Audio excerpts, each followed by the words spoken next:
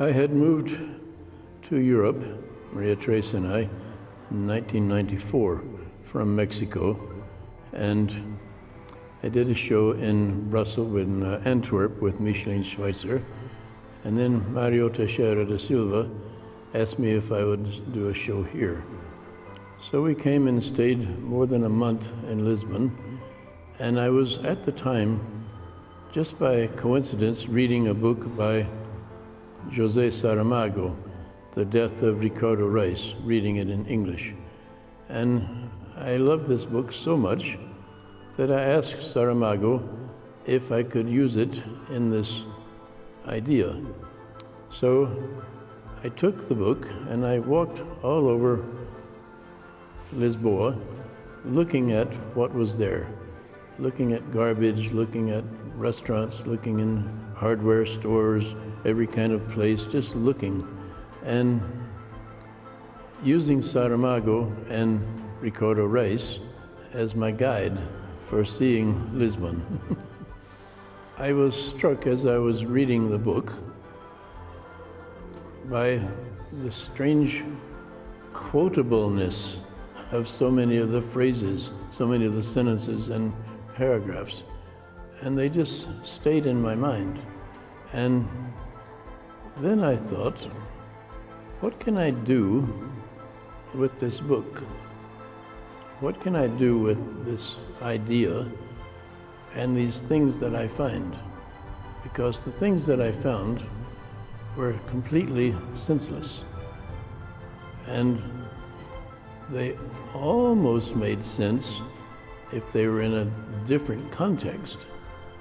A little scrap of a porcelain wash basin, this beautiful sculpture, it almost makes sense in a different context. And all of these sentences and paragraphs from Saramago almost make sense in some other context. So I thought, if I made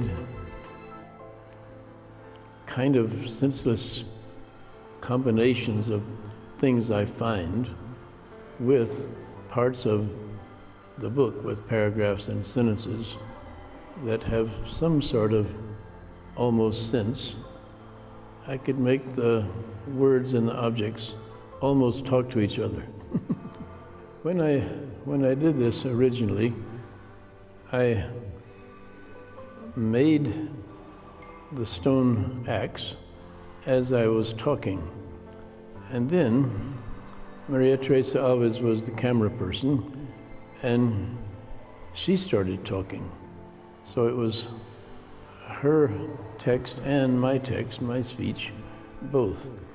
And as she started talking, she was talking about things that had nothing to do with the facts at hand, just things, personal things about her life, really strange, esoteric stuff.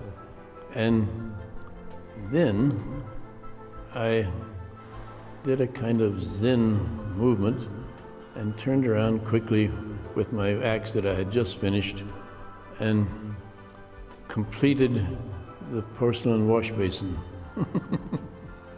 I have these stones for a long, long time, and they are all different kinds of agate and quartz and quartzite, and each one is quite beautiful, but they're so small and so free form, and so many of them, you cannot really look at any of them.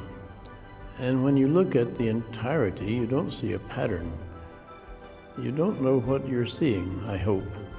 But if you keep looking, you see that it is very many stones almost in motion. When we moved to Europe in '94, the first thing I noticed, I had already noticed before, Europe likes being made of stone.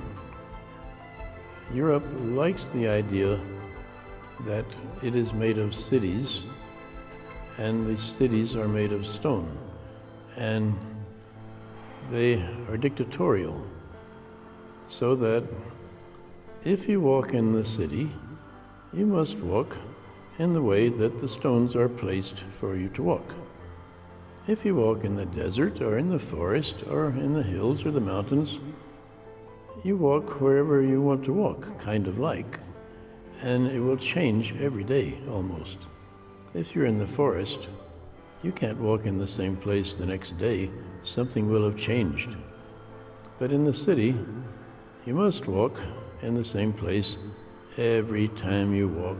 I try to keep metaphor out of artwork simply because it limits the artwork too much.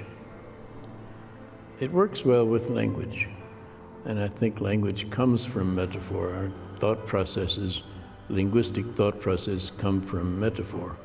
So it can work well in poetry, it can be a trap in poetry, but in visual art or in music, it's too limiting, and it makes you think you understand.